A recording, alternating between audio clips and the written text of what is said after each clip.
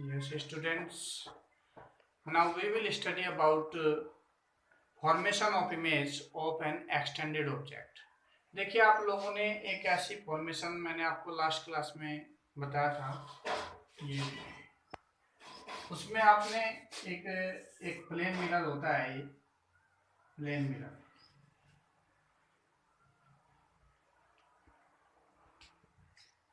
M1 M2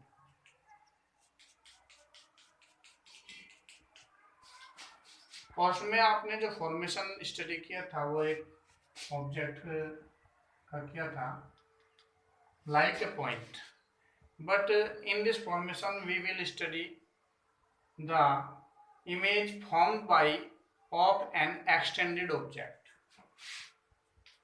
Image formed by an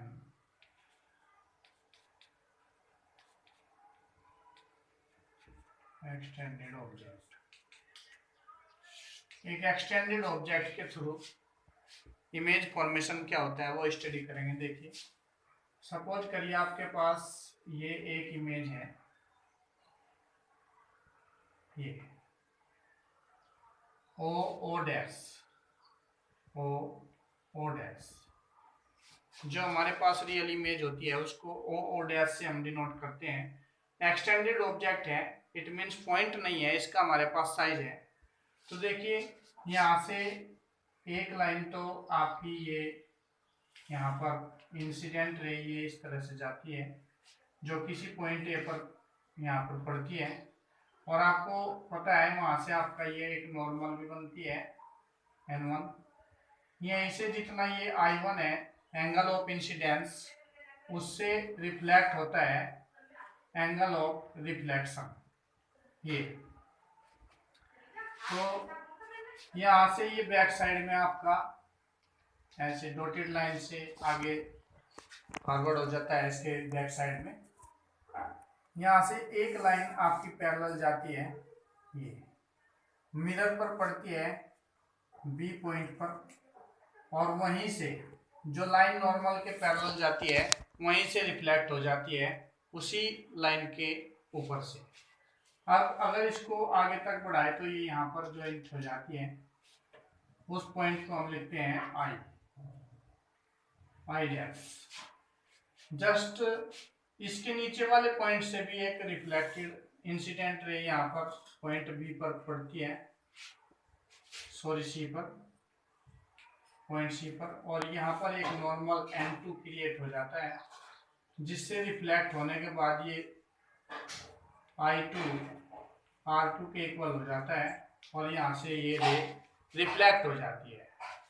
अब इसको अगर आप ये बैक साइड में आपका बढ़ता है तो यहाँ पर और एक लाइन यहाँ से ये पैरेलल जाती है जो वहीं से रिफ्लेक्ट हो जाती है उसी लाइन के ऊपर से। ये पॉइंट आपका डी है और इसको अगर आप आगे तक बढ़ाएं तो ये यहाँ पर मिलता है, इसको बोलते हैं आई। मैंने आई और आई डैश उसको इसलिए लिखा है क्योंकि हमारी जो इमेज बनती है वो ये आई डैश इमेज बनती है। ये हमारा फॉर्मेशन है by an extended object. So the student we can say the image I dash formed by an extended object o dash is virtual, erect and same size। Nature में क्या होगा, virtual, erect and same size.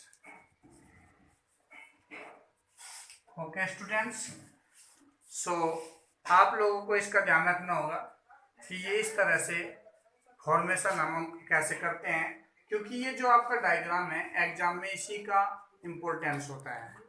Okay students, now we will study about lateral inversion.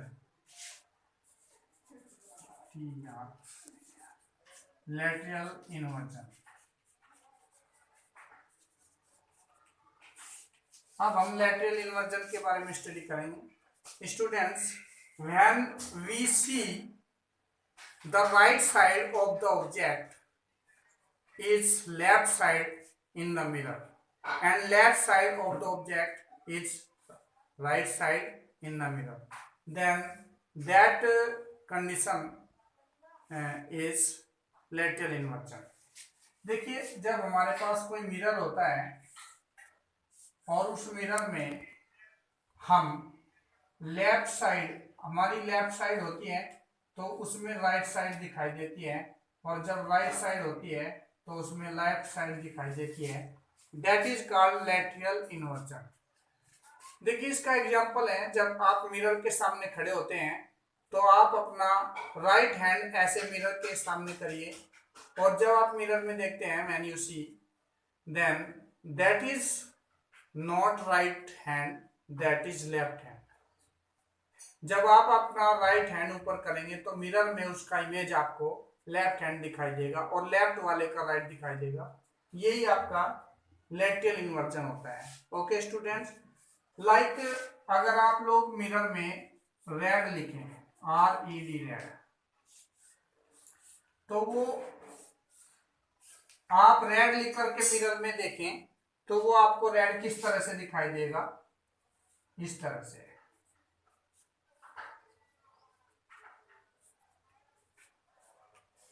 ये red आपको इस तरह से दिखाई देगा। This is the lateral inversion of red. Okay students, ऐसे ही आपको मैं एक और एग्जांपल बता देता हूँ। एम्बुलेंस देखिए आपने कभी, एम्बुलेंस में किस तरह से चलता है, when you see the ambulance, ambulance में आपने देखा है एम्बुलेंस जो वर्ड होता है वो लैटरल इन्वर्जन में लिखा होता है, वो मिरर इमेज होती है। आपने देखा है उल्टे अक्षरों में आपको दिखाई देता है, उसका रीजन है मिरर इमेज में, क्योंकि जब एम्बुलेंस जाती है तो आगे वाला जो आपका व्हीकल होता है उसको वो रियर व्यू में दिखाई देता है और वो बिल्कुल सीधा दिखाई देता है, उसको समझने में आगे वाले को प्रॉब्लम नहीं होती, जिससे उसका इजी वे हो जाता है, बहुत ही क्विकली उसको रास्ता मिल जाता है। इस वजह से एम्बुलेंस को लैटरल इन्वर्जन में लिखा जाता है। नाउ आपका एक होमवर्क में यहाँ पर देता हूं आपको, होमवर्क में राइट ऑल अल्फाबेट्स इन लैटरल इन्वर्जन।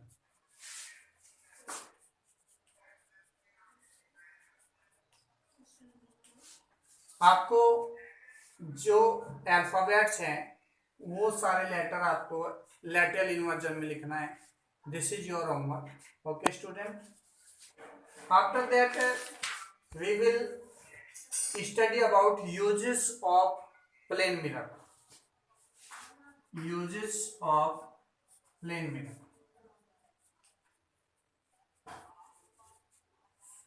देखिए प्लेन मिरर के यूजेस कहाँ कहाँ किए जाते हैं। First use in our house, in dressing table, जो आपके घर में ड्रेसिंग टेबल होता है उसमें प्लेन मिरर यूज किया जाता है। ज्वेलरी शॉप, इन ज्वेलरी शॉप, ज्वेलरी शॉप में जो बॉक्सेस होते हैं उनमें प्लेन मिरर का यूज किया जाता है, जिससे कि जो ज्वेलरीज है वो ज्यादा दिखाई दे। और आपका पेरिस्कोप में, इन periscope,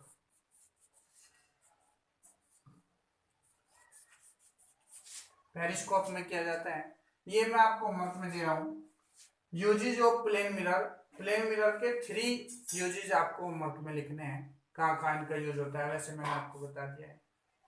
after that one sample problem based on the reflection, laws of reflection. यहाँ पर I1 = I2 आपने स्टडी किया था, एक क्वेश्चन है और वो भी आपको होमवर्क में डाल देता हूँ, because you can do it. Write the question. An incident ray makes an angle of 35 degree. An incident ray makes an angle of 35 degree with the surface of a plane mirror. With the surface of a plane mirror. What is the angle of reflection? Angle of reflection बताना है. You can do, but थोड़ा समझ के सोच करके। Okay, that's all.